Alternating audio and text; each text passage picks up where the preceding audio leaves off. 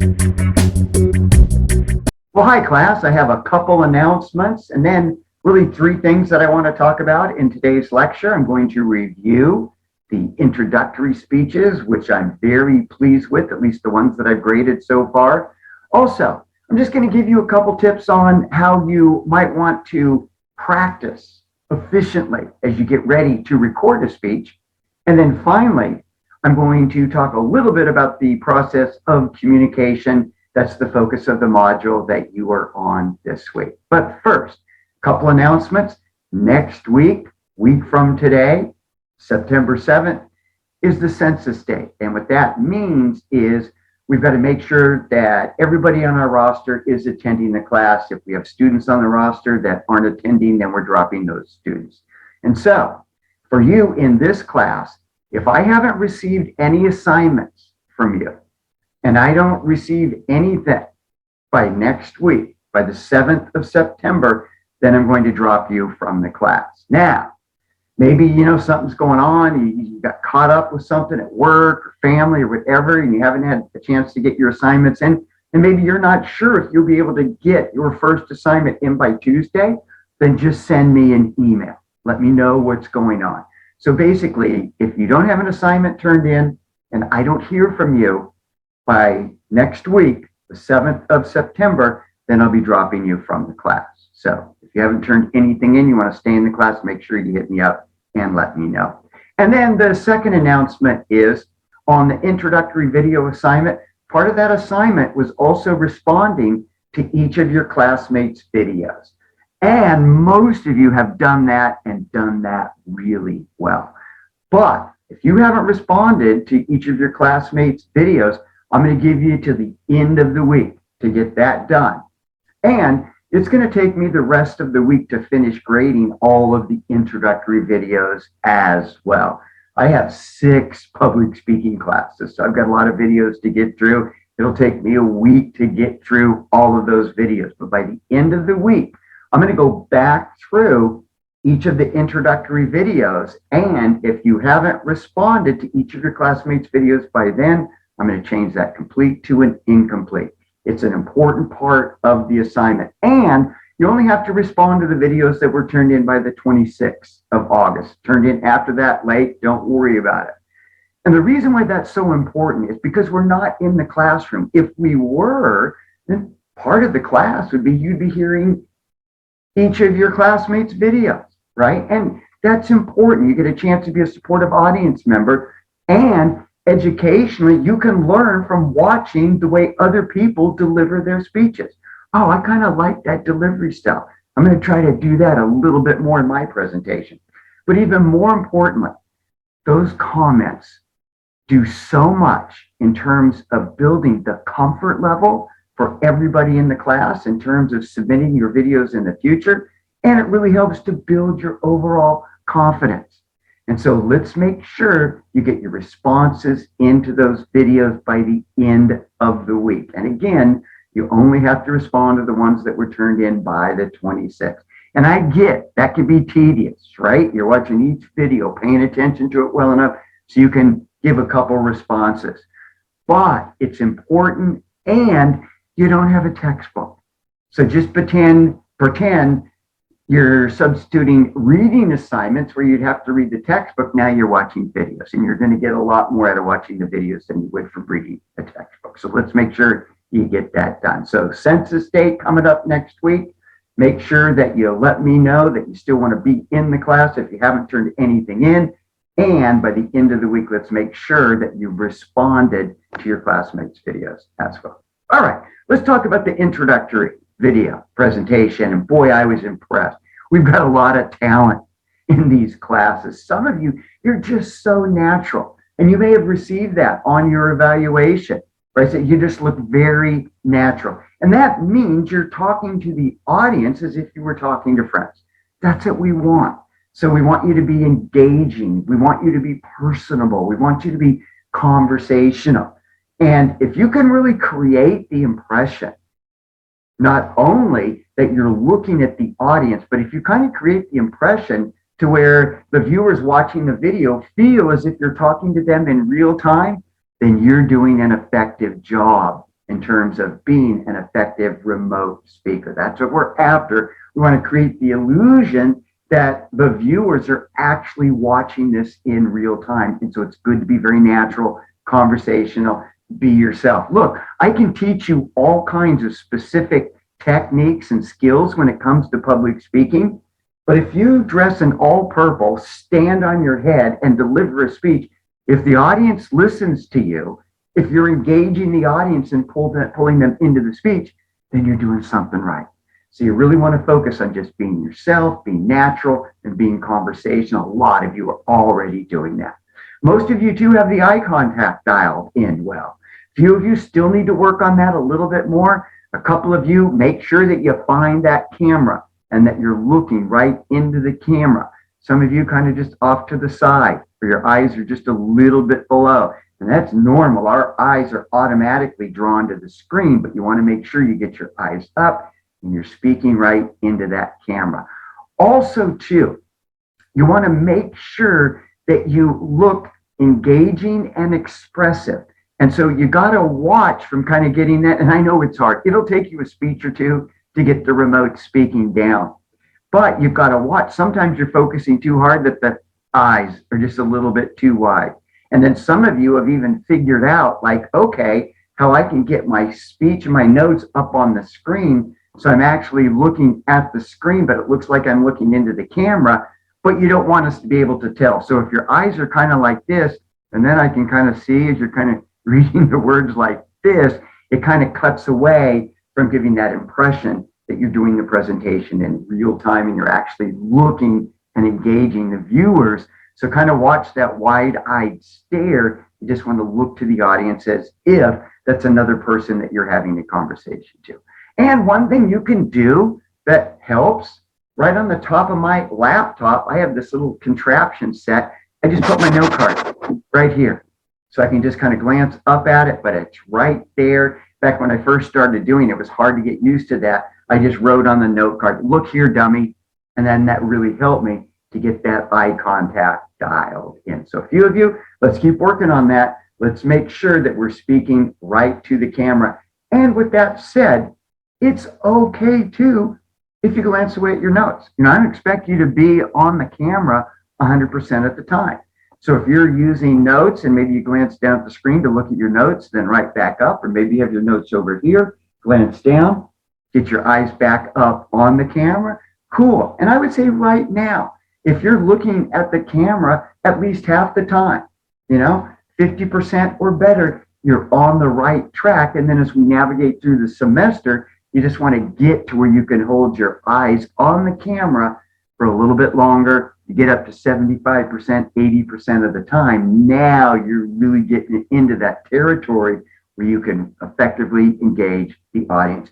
You can't engage the audience if you're not looking at them. And with that said, try to hold your gaze on the camera. I know that's a little uncomfortable, especially if you're going 2, 3, 4 minutes in length, but the rule with eye contact is only break your eye contact with the audience if there's a reason to do so. So if you're speaking and then you're kind of glancing up, glancing over here, you're really wasting your eye contact because no one's sitting up there. Nobody's over here. You want to make sure that your eyes are always on the audience unless there's a reason to break eye contact. And that could be, I'm going to glance down at my notes. Then I want to make sure I get my head back up, eyes on the camera. But overall, real impressed with the quality of the introductory videos. We had a lot of talent in this class. And with a lot of you, I'm just really going to encourage you to be yourself because your individuality, that's one of your greatest strengths as a speaker because nobody else can look and sound quite like you. And so it's that uniqueness that gives all of us value as a speaker. And so that's one thing I'm going to try to do this semester, give you tips and skills and things you can do to polish up your delivery style, but you still want to retain your own sense of who you are and your sense of individuality and that uniqueness and that novelty because that sets you apart from everyone else, makes you stand out alone as a speaker. So we want to retain that individuality, but also we're learning a lot of the tips and the principles and the techniques that we can do to just polish up our style so we're even more effective as a speaker. And then the next thing that I want to talk about, and I kind of noticed with some of you in your videos, either made a comment in the video or right underneath, oh my gosh, I've taped this video about 50 times before I get it right. And hey, that's good. That's practice each time. But a better way to prepare and practice for your presentation is to spend time practicing your speech before you try to record it. And when it comes to public speaking, probably the single best advice that I can give you in terms of always being prepared is to always have your speeches written 1 week in advance of the due date, the date that you have to actually present the speech. And then what you want to do in that week leading up to the presentation, take your speech that's already written and just read your speech from the outline. And I'm going to show you how to put an outline together for a speech. We're not going to write an essay. We're going to prepare an outline, but I'll teach you to use full sentence outlines. So then you just take your outline of your speech and read it out loud from the outline once, twice, 3 times a day. And if you just take a week and practice your speech out loud and say it in its entirety 3 times a day, every day for 7 days, you will overlearn your information.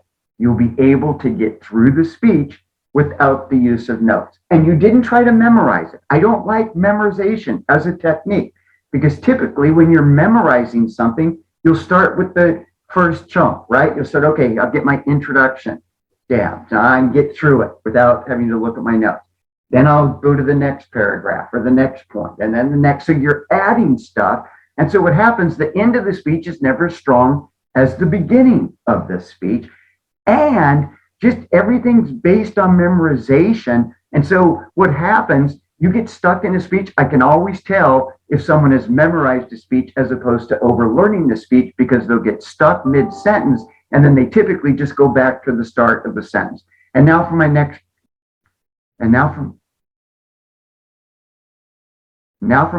point, I will focus on and then you get back on track, right? If you just practice your speech by reading it out loud several times a day for at least a week, you'll overlearn the information. And what I mean by that is you'll get to the point where you can get through your speech without having to read from the notes. This is all based on repetition. And you've heard me say this before. Repetition is the key to retention. That's why, you could be driving around with your folks and a song from the 70s comes on and both mom and pop, they know every line. And I bet they never really tried, I like Hotel California by the Eagles. I'm going to commit that to memory. No, they've just heard it so many times, they know the words. You guys too, with all your rap tunes, right? I see you got the headsets on back when we're on campus. You know every line to the song that you're rapping, right? And I don't think you ever, I like those lyrics. I'm going to commit them to memory. Now, you just hear it over and over and over again. Pretty soon, you know the information. That repetition takes the content and puts it on the desktop of your brain so it's easier to access the information because of that repetition. You're doing it every day, so it's right there. So on the next speech assignment and with the next speech assignment, that's where we'll start writing outlines. What I want you to do is, and I even set it up, so you have to turn in your outline before you deliver the speech. After you submit your outline, now take your outline, and in the days leading up to the presentation date, that's why better not to submit your stuff early and use the days to practice your speech. Now, practice your speech just from reading it from the outline once, twice, 3 times a day. And as we learn more and more about different delivery techniques, each time you practice your speech, work on a different delivery technique. And a few of you even mentioned this in your introductory videos, that it's not just saying a line, it's how you say it. Nonverbal communication is 90% of our overall communication. So we've got to make sure that we can deliver the speech effectively. And the best way to do that is that constant repetition. Maybe a second time that I say it out loud, I'll focus on my movement and gestures. Maybe a third time, I'm just going to really concentrate on trying to look at the camera as much as possible. So that might be where I look down at the outline, see a line, look up, and say a line. So each time I practice my speech, each of the 3 times each day, I work on a different delivery technique. I guarantee if you practice and prepare for your presentations and follow that advice, have your speech written 1 week in advance of the due date, practice your speech out loud 3 times a day, every day, and then at least 1 time before you do the presentation and record it, practice your speech in front of someone else. Mom, dad, brother, sister, boyfriend, girlfriend, whatever. Get somebody that'll listen to this speech. That way you kind of get that eye contact back, and that'll make you feel even more comfortable. Now, when you sit down to record your speech, hit record, and you're going to be a one-take wonder. So get the practice done before you go ahead and hit record. I think you'll find that you'll be able to get through the presentation much more easily. And that's much more real world, right? It's not like if with most public speaking situations, you can go up, start your speech, get through the first 2 lines, mess up, go sit down, we bring you up again, then you go through the next 2 lines, mess up, sit down, then we call you back up, you go through no. Real world, you're going to get up and give your speech in 1 take if you're doing it in person. So let's learn to practice that way. And it'll work whether you're speaking remotely or if you're actually speaking in person. Practice is the key. And can you imagine what that does to your confidence level and your comfort level? So many people get nervous when they speak in public simply because they haven't prepared. If I was speaking in front of a big group and I just finished writing a speech and hadn't practiced it, I'd be nervous too. So that practice is also, that's where you find your confidence. That's where your comfort level is. So let's not just practice to practice. Let's practice effectively and efficiently. And when you look at the 3 times a day, there's that 15, 20 minutes a day, right? So let's practice so we can speak like pros, like anything. If you want to be good at it, put in the work. All right, last thing today, real exciting module as you start to get into the process of communication. And I really like in a public speaking class, kind of at least having a week or so where we take a step back from focusing on communication in terms of one person speaking to a group to just focus on the process of communication. Because the concepts are all the same. Whether I'm working on communicating with another individual, interpersonal communication, or I'm focusing on communicating in a group communication, or if I'm communicating to a large group of people, public speaking, the concepts are all the same. And I think when you really come to an understanding of the process of communication, you realize how challenging effective communication can actually be. Because just talking to someone else isn't communication. What effective communication really is, it's measuring the shared meaning between 2 parties. So really what happens in a communication transaction, regardless of the context, I have an idea or a concept in my head that I want to share with others. So in order to be able to share that concept, I have to take that idea and I have to go through what is called the encoding process. I have to take that idea and I have to put it into some kind of symbolic form. I have to put it into some kind of language. I have to create words so that I can actually articulate the message. So when you're communicating, you have an idea, you have to put that idea into words. Now I have to send that through my sound waves. That would be my voice, but also my nonverbal communication should be congruent with the actual message that's being spoken. And so I've got to send that message to another party. That party then has to take in that message, take in those words, take in those phrases, and decode them and give them some kind of meaning. And the goal of effective communication is getting what's in my head and getting that into the head of somebody else, and we have a high degree of shared meaning. So we kind of measure effective communication by a percentage of shared meaning. Like if I'm talking to another individual, how much of the message do they understood in the way that I was intending for it to be understood? And the average percentage of shared meaning in a normal communication transaction, well, it's under 25%. And so when you think of that, you're having a conversation with another person. On average, they're only going to retain about 1/4 of the information. It also shows all of the things that we can do to improve our communication with the goal of improving the degree of shared meaning. Like, for example, if I just repeat something in a speech, like maybe there's a real important concept and I mention it in the presentation, I can improve the shared meaning just by repeating that another time. So if you repeat something in a presentation, then the shared meaning goes up to 50% because the audience gets another opportunity to hear the info. So repetition, always good in public speaking. So what you're going to focus on in the module this week are all of the components that make up the process of communication. And it's fascinating. And once you really start understanding the process of communication and you learn how you can manipulate the process in order to enhance the degree of shared meaning that you reach with another individual or a party that you're communicating to, well, that's how we get better as communicators, and that's how we get better as public speakers. So this week, if nothing else, I just want you to have a greater appreciation of the challenge of effective communication, because if we understand that, now when I'm putting in the practice and the preparation, I'm doing it because I know that it's going to increase the overall shared meaning that I'll be able to reach with my audience.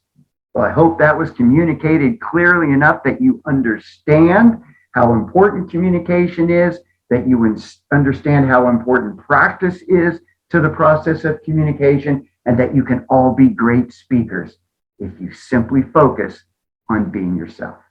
Have a great week, folks. Remember, make sure you hit me up if you haven't turned anything in. Let me know that you want to stay in the class if you haven't turned anything in. And let's finish up on your comments on your classmates' introductory videos. You're going to see, boy, we have a lot of talent in our class. It's going to be great seeing all of you develop into the outstanding public speakers you're going to be by the end of the semester. Have a good week.